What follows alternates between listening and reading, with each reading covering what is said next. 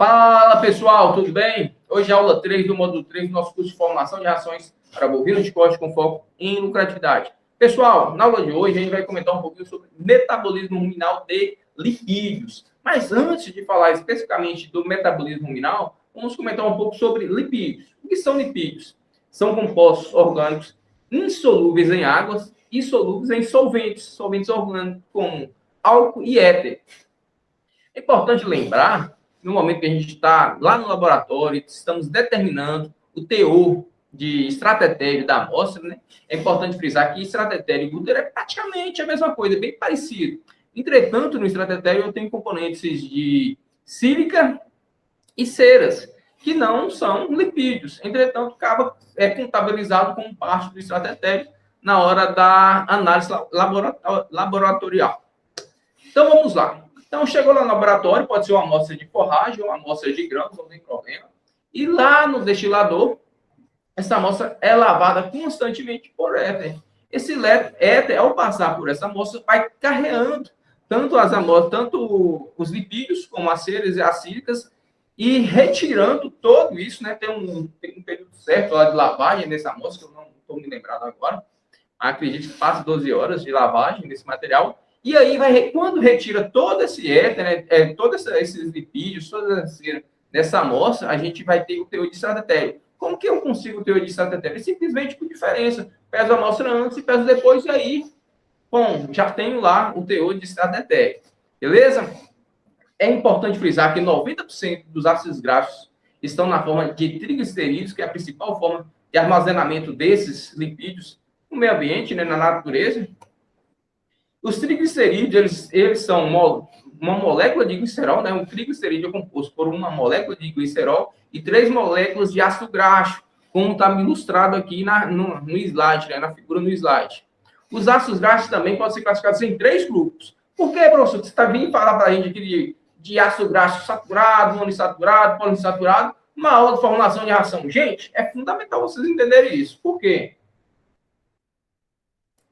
E quanto maior for a cadeia de lipídios, menor a digestibilidade. Então, isso aí tem uma influência direta na digestibilidade. Entretanto, não é por isso que eu vou falar para vocês, não.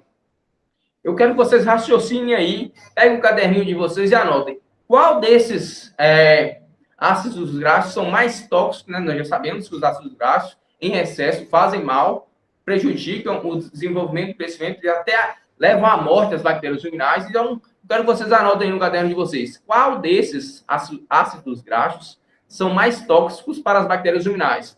Os saturados, os monoinsaturados ou os poliinsaturados? Marca aí para mim para ver quem vai acertar. Marcaram? Então, vamos lá. Gente, normalmente para os seres humanos, né, a gente dá preferência para aqueles ômega 3, ômega 6, ômega 9, que são os ácidos graxos poliinsaturados, são benéficos para a saúde humana. Entretanto, ruminais, para as bactérias presentes lá no rumen, quanto mais insaturado for, mais tóxico é. Como assim, professor? Vejamos bem, os saturados, qual é a característica dos ácidos graxos saturados? Eu tenho uma tabela aqui, deixa eu adiantar ela aqui. Essa aqui. Vamos aí, ó, os ácidos graxos que não têm insaturação, né, ou seja, são mais saturados, o ponto de fusão é maior. Nós sabemos que a temperatura ruminal está por volta ali de 39 graus Celsius, não é isso? Então, para que esses ácidos graxos, né, saturados, eles se dissolvam, não é? Eles passem do estado sólido para o estado líquido, é necessário uma temperatura maior. Ou seja, eles chegam lá no rumo e ainda permanecem no seu estado sólido. E isso é bom, professor? Isso é bom. Sabe por que isso é bom? Porque quanto mais solúvel, quanto mais esse ácido graxo, mais essa gordura caminhar e espalhar pelo rumen, mais ela vai ser tóxica para as bactérias ruminais e vai diminuir a digestibilidade. Por que diminuir a digestibilidade? Porque ela passa uma película de gordura, né, pelas partículas de alimento, impedindo o ataque dessas bactérias ruminais. E nós sabemos também que essas bactérias, elas incorporam em seu tecido, sintetizam em seu tecido parte desses lipídios. Só que quando elas sintetizam em excesso, promove o rompimento da estrutura bacteriana e morte dessas bactérias. Então, gente, quanto mais solúvel, mais fluida for essa gordura, esses lipídios, mais tóxico será para as bactérias ruminais. Ou seja, a resposta certa é, lá no ambiente ruminal, de preferência que os lipídios sejam fontes saturadas para diminuir a toxicidade para as bactérias ruminais. Então vamos avançar, depois a gente comenta isso. Só frisando aqui, né, antes de passar, os saturados sempre têm ligações simples, né? E os monoinsaturados têm ligações duplas. Os poliinsaturados têm várias ligações duplas, beleza? Só para tipo de informação. Então, gente, qual que é a função dos lipídios no rumen? Anota aí também no caderno seus aí. Qual que é a função dos lipídios do rumen? Para ver se vocês vão acertar. Gente, os lipídios não têm função nenhuma no ambiente ruminal, nenhuma. O grande lance, né? Por que então, professor, que a gente utiliza os lipídios na alimentação de bovinos? Para melhorar o aporte energético em nível de intestino delgado. Eu quero maximizar a absorção dessas gorduras, né, como fonte de energia, um aporte energético, lá no intestino delgado. Lá no rumen não tem função nenhuma, inclusive é tóxico para as bactérias ruminais. Beleza? Então, eu tenho que ter cuidado. Então, o principal intuito de trabalhar com fonte de lipídios é maximizar o aporte de energia em nível de intestino delgado. O que se objetiva? Por que se objetiva? O que se objetiva com o uso de lipídios na ração? Gente, eu vou melhorar a eficiência energética. Os óleos, eles não têm fibra presente, ou seja, não tem limite, não limita o consumo da ração. Às vezes, se eu entrar com outra fonte de carboidrato, eu vou limitar o consumo, porque talvez eu já estou trabalhando no limite do FTN, eu posso diminuir o consumo pela limitação física. Outro ponto, as fontes de gordura, as fontes de lipídio, elas são 2,25 vezes mais calóricas que as fontes de outros carboidratos. É lógico que tem uma variação entre essas fontes, né? Mas, em média, é isso. Normalmente, os carboidratos comuns, eles têm 4 megacalorias por quilo. As gorduras, elas têm 9 megacalorias por quilo. Outra estratégia também seria o quê? Utilizar essas fontes de gordura para diminuir a pulverulência das rações, ou quê? Diminuir aquele pó. Muitas vezes aquele excesso de pó pode irritar as narinas dos animais, dos bovinos, irritar os olhos. Então, eu posso estar utilizando como estratégia de manejo. Um detalhe importante que eu devo frisar é o quê? Se eu for trabalhar com altos teores de lipídios na minha ração, é importante eu também diminuir o tempo de armazenamento, porque os lipídios, as gorduras, elas correm um risco de oxidar. Como o pessoal diz no modo geral, né? Talvez a ração lá está ardida, professor. Essa gordura pode rancificar, é um processo de rancificação das gorduras, oxidação das gorduras. Tem como evitar? Tem algumas vitaminas que previnem, né? Ou diminui o tempo, diminui essa oxidação, aumentando o tempo de prateleira dessa ração, como a vitamina E. É uma estratégia. Tem muita gente que utiliza a vitamina E como aditivo com o intuito de diminuir a rancificação dessas gorduras. Beleza? Então, vamos lá. Os ácidos graxos contribuem para o crescimento e desenvolvimento dos micro-organismos ruminais? Não. Os ácidos graxos não contribuem, né? Ou seja, as gorduras não contribuem nem para o crescimento, nem para o desenvolvimento dos micro-organismos ruminais. Qual a porcentagem de lipídios de origem microbiana chega ao duodeno? Gente, até 17% da gordura, né, dos lipídios ingeridos pelos bovinos podem chegar ao duodeno, né, no intestino delgado, como componente da estrutura bacteriana. Até 17%. Por quê? Por quê, professor? Porque as bactérias, elas conseguem armazenar, sintetizar, guardar essa gordura lá na sua estrutura bacteriana e lá no intestino delgado é disponibilizado até 17%, sem problema algum. Diminuição dos gases do efeito estufa. Qual a relação do uso de lipídios com a diminuição do efeito dos gases do efeito estufa, pessoal? Primeiro, as bactérias metanogênicas que produzem o metano, né, que é um gás aí que muito criticado, que os ambientalistas criticam muito os bovinos por conta desse gás, né, que é o gás metano. Então, as bactérias que produzem esse gás metano, elas são mais sensíveis às gorduras. Era como se fosse um ionóforo natural. Seleciona, né? E essas bactérias, sendo mais sensíveis, vai diminuir a produção de metano. Lembrando que tanto a produção de metano como de gás carbônico são rotas metabólicas, possivelmente ocorreu alguma de uma falta de sincronização na liberação dos nutrientes, né? Normalmente acontece quando eu não tenho essa sincronização de liberação ou disponibilidade dos nutrientes para as bactérias lunares, tem rotas metabólicas alternativas. E nessas rotas metabólicas alternativas, normalmente tem a produção de metano e gás carbônico, que eu estou perdendo energia para produzir esses gases que são eructados. Acho que todo mundo sabe o que é o processo de eructação. Nada mais é que um arroto natural do animal. Beleza? Então, quando eu trabalho com a inclusão de lipídios na minha dieta, naturalmente eu vou estar melhorando a eficiência, a fermentação ruminal, aumentando a produção de ácido propiônico, né? Que sabe que é um dos principais ácidos graxos responsáveis pelo aporte energético dos animais, e diminuindo a produção de gás carbônico.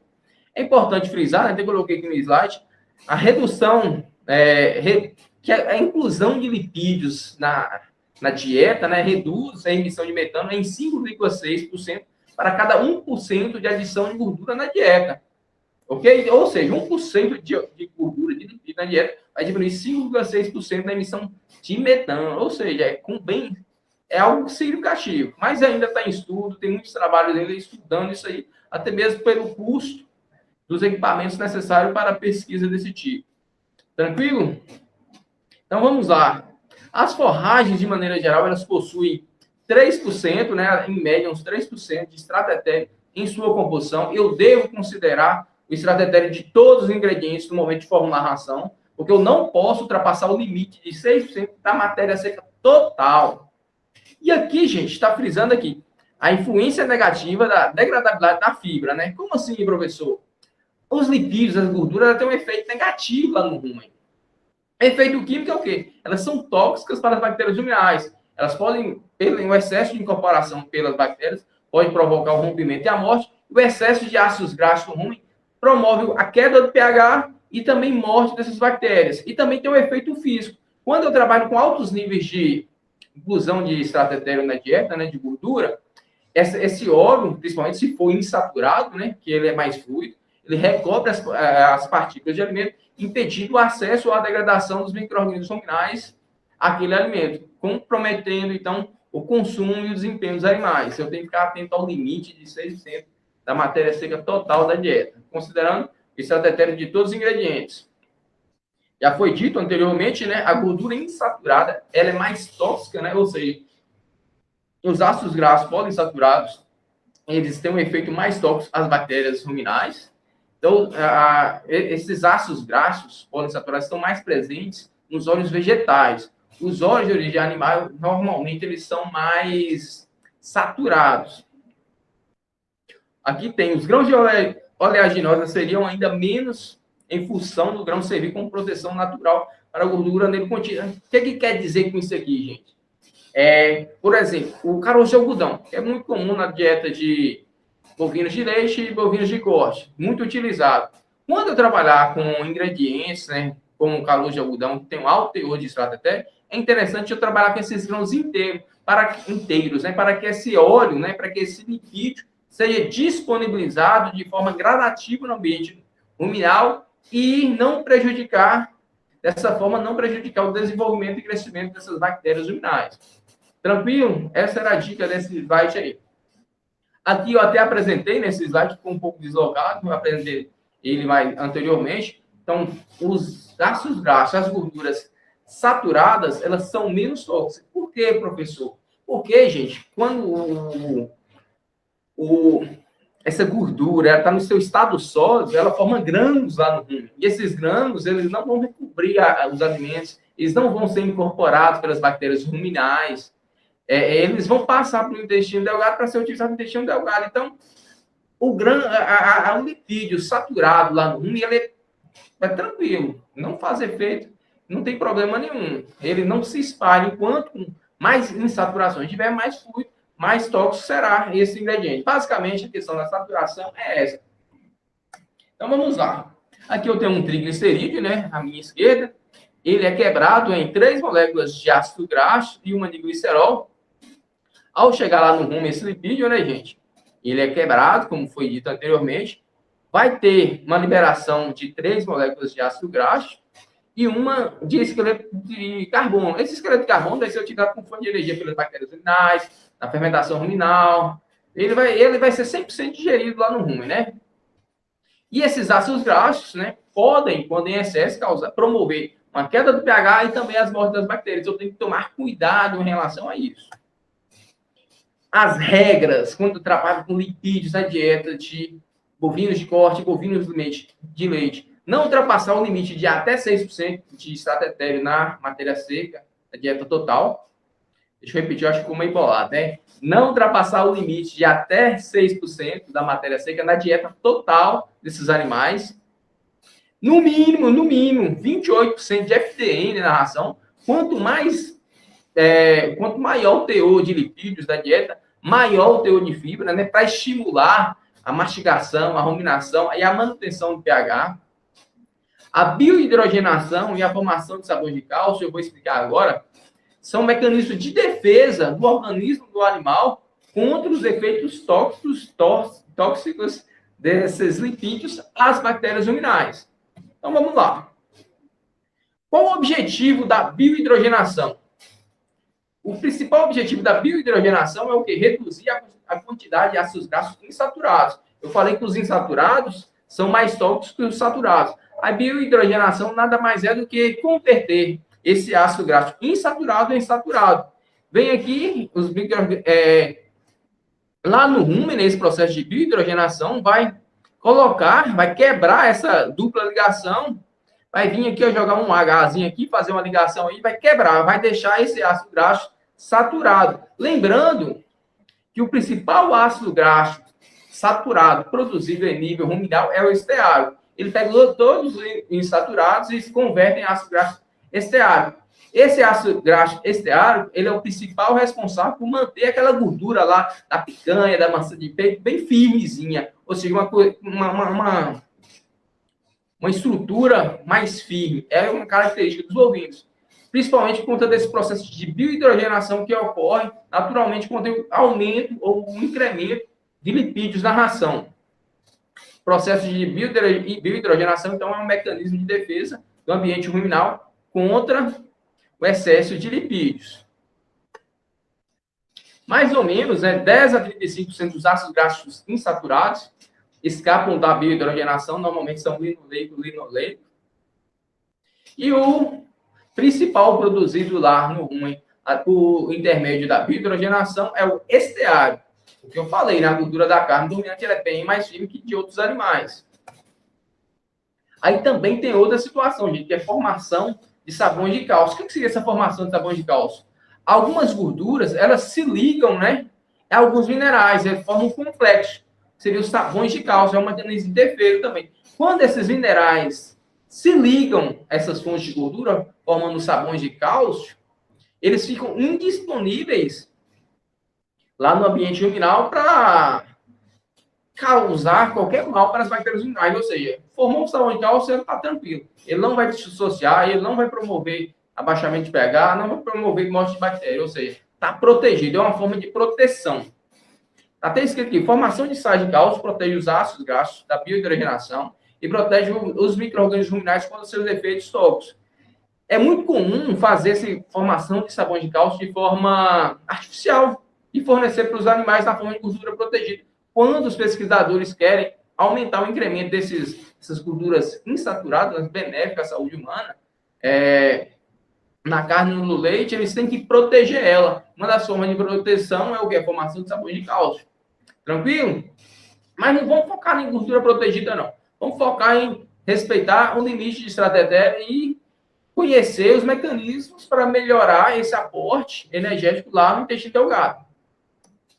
Então, as principais formas de proteção das bactérias ruminais contra os efeitos tóxicos das gorduras são formação de sabões de cálcio e biohidrogenação. Biohidrogenação nada mais é que converter uma gordura insaturada em uma gordura saturada, e a formação de sabão de cálcio é um complexo entre a gordura, e alguns minerais, indisponibilizando ela em nível ruminal. Quando chega lá no intestino delgado, lá no abomados, por diferença de pH, que lá tem um pH mais baixo, salvo engano, esses sabões de cálcio, eles precisam de um ambiente com pH acima de 5,5, aí eles não vão dissociar, E quando chega lá no abomaso e no intestino delgado, o pH é mais baixo que isso, eles se dissociam e são absorvidos normalmente. Esses aí foi o que eu acabei de dizer, né? Tanto os sabões de cálcio como os lipídios, quando eles chegam lá no intestino delgado, eles sofrem a ação dos sais biliares, né?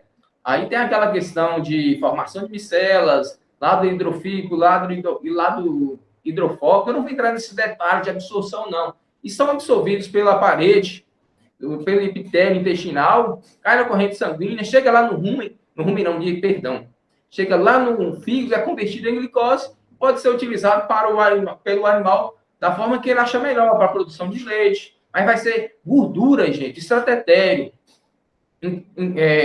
Quando eu estou incluindo gordura, estratégia na minha ração, eu estou aumentando o aporte de glicose no organismo, viu? Fique claro disso. Inclusive, tem muita gente que acha que se aumentar o teor de gordura da ração, aumenta o teor de gordura do leite. Não tem nada a ver. Eu, para eu trabalhar o teor de gordura do leite, eu tenho que trabalhar as fontes, a fibra, que a fibra é precursora de acetato. O acetato é precursor de gordura nas regiões periféricas e no leite. E a gordura não. Os lipídios, ele é fonte de glicose. É absorvida no intestino delgado, cai na corrente sanguínea, é convertido lá no fígado em glicose e utilizado pelo organismo da forma que ele achar melhor. Tranquilo? Então vamos lá.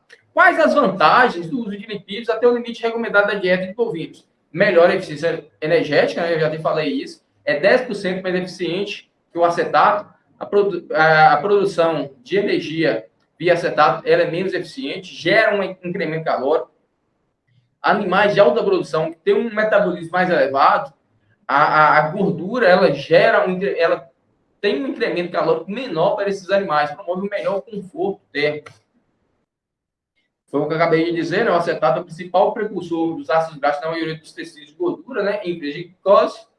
E o tecido adiposo é o principal local de síntese, né? O acetato ele é sintetizado no tecido adiposo e não no fígado. Uma adaptação evolutiva dos animais ruminantes, porque eles não recebiam aporte extra de estratégia de gordura em suas dietas, que é a base de forragem. Deposição dos ácidos graxos na gordura intramuscular. Gente, uma estratégia do bovino também, ele acaba depositando esses ácidos graxos que conseguem escapar lá da biohidrogenação e não foram utilizados como fonte de... não foram convertidos em glicose, eles conseguem ser depositados como gordura de marmoreio, porque eles são considerados mais desejáveis pelo animal, são umas gorduras mais benéficas, assim dizendo. E aí, as outras gorduras, né, que é proveniente, que é sintetizada pelo organismo, né, lá na via acetato, elas são sempre depositadas no tecidos periféricos, né, na cobertura de gordura, ou no leite, e são utilizadas prioritariamente quando eu tenho um déficit ou um balanço energético negativo de nutrientes. Só para lembrar, né? O principal ácido graxo depositado no marmoreio das carnes é o insaturado ou leite, e o saturado é o esteárico, na gordura de cobertura, beleza? Vamos lá. Eu já disse aqui, né? Tem uma estratégia dos bovinos de economizar os ácidos graxos essenciais, no caso do leite, que são depositados na gordura de marmoreio. Na situação de déficit nutricional, eles vão dar preferência para utilizar os ácidos graxos, as gorduras de cobertura, no caso aí as saturadas. Já foi comentado isso, a energia metabolizável das gorduras é 9 megacalorias por quilo. A disponibilidade dessa energia vai variar de acordo com o tamanho da cadeira de gordura, do número de ligações. Isso aí tudo vai influenciar o ponto de fusão dessa gordura. É importante frisar que o glicerol ele é 100% digestível em nível ruminal. E aqui é importante essa tabela, pessoal, que ela mostra aqui, para vocês terem ideia. O óleo vegetal ele tem 86% de digestibilidade, ele compõe 100% de extrato etéreo, e me dá um NDT de 184%. Pensa só, um incremento calórico de energia nessa ação trabalhando com óleo vegetal. Vamos comparar com sebo, né? O sebo tem uma digestibilidade inferior, 68%, 100% de extrato etéreo, e me fornece 147,4% de NDT. Tranquilo? É só para essa tabela, mais para a gente entender que o extrato etéreo ele tem um aporte energético muito alto. Ele, um organismo consegue converter ele ali em 184%, para vocês terem ideia. Beleza? Então vamos lá avançando. Eu acredito que eu já comentei sobre isso, mas vou repetir, né? Os grãos de oleaginosas têm perfil insaturado, que é deletério às bactérias ruminais. É interessante fornecer os grãos inteiros, de preferência. A proteção desse grão vai depender da taxa de digestão ruminal, taxa de passagem e o grau de processamento. Ou seja, isso aí é uma estratégia. Se não estiver trabalhando com teores elevados de extrato etéreo, eu posso quebrar esses grãos, mas eu recomendo no máximo quebrar grosseiramente para diminuir essa toxidez para as bactérias ruminais. O grau de processamento vai fazer uma diferença na liberação e disponibilidade dessas fontes de extrato etéreo, principalmente os grãos. Aqui tem o caroço de algodão, ele tem em média 20 a 23% de extrato etéreo, um teor considerável de extrato etéreo. Também tem um teor a gente sempre comentou, né, no Cocipol, é um fator antinutricional, mas praticamente não apresenta problema para animais ruminantes. Sempre é lógico, né, que a gente tem que respeitar o limite. Eu acredito que na aula de ingredientes eu falei sobre o limite de 15% da matéria seca total desse grão. A soja, gente, é muito difícil a gente achar grão de soja para fornecer os animais. Entretanto, se for fornecer, também respeitar fornecer os grãos de preferência inteiros. São fontes de fibra, fonte de energia e proteína, são ingredientes muito complexos, muito interessantes de utilizar. Se eu for utilizar, gente, anota isso aí, ó. Anota. Se eu for trabalhar com grão de soja cru, eu não posso ter na mesma dieta grão de soja cru e ureia. Porque o grão de soja cru ele é rico em urease e vai acelerar a liberação de ureia em nível ruminal. E isso aumenta significativamente a chance de intoxicação por ureia. Não cometa esse erro, por favor. O excesso de tostagem da soja também pode indisponibilizar alguns aminoácidos, porque forma aquela reação de Maillard ou caramelização, onde alguns carboidratos se fundem aos aminoácidos, diminuindo ou indisponibilizando para a absorção intestinal. A leptina, eu vou comentar, não tem na hora de formular as ações, não tem importância alguma, mas eu resolvi deixar. Normalmente a leptina ela é produzida no tecido adiposo, né? Quanto mais tecido adiposo o animal tem, maior a produção de leptina. E a leptina, gente, ela inibe o consumo. Quando o animal ele perde condição física, automaticamente diminui a produção de leptina e aumenta o consumo de alimentos. É o que explica mais ou menos aquele efeito, aquele ganho compensatório que os animais têm no período pós-seca, porque eles diminuem sua cobertura de gordura e aumenta a produção de leptina e que vai estimular, diminuindo a produção de leptina e aumentando o consumo de matéria seca quando chega a época das águas. Resumo da aula de hoje. Os lipídios são fonte de energias disponíveis em nível de intestino delgado, tem o menor incremento calórico quando comparado às outras fontes de carboidratos, melhora a eficiência ruminal, até mesmo porque ela trabalha, ela age com ionófilo, principalmente nas bactérias metanogênicas. Devo respeitar o limite de 6% de extrato etéreo na dieta total, é fundamental. E sempre que eu trabalhar com dietas com alta inclusão de fibra, eu tenho que também respeitar o mínimo de 28% de FTN na dieta desses animais. Pessoal, a mensagem que eu tinha para passar para vocês na aula de hoje é essa. Eu espero ter agregado. É muito importante essas aulas sobre metabolismo ruminal, principalmente de proteínas, lipídios e carboidratos, viu? Sentem, vejam novamente essas aulas, porque isso vai fazer total diferença no momento de formular as ações, viu? Um grande abraço, fique com Deus. Valeu!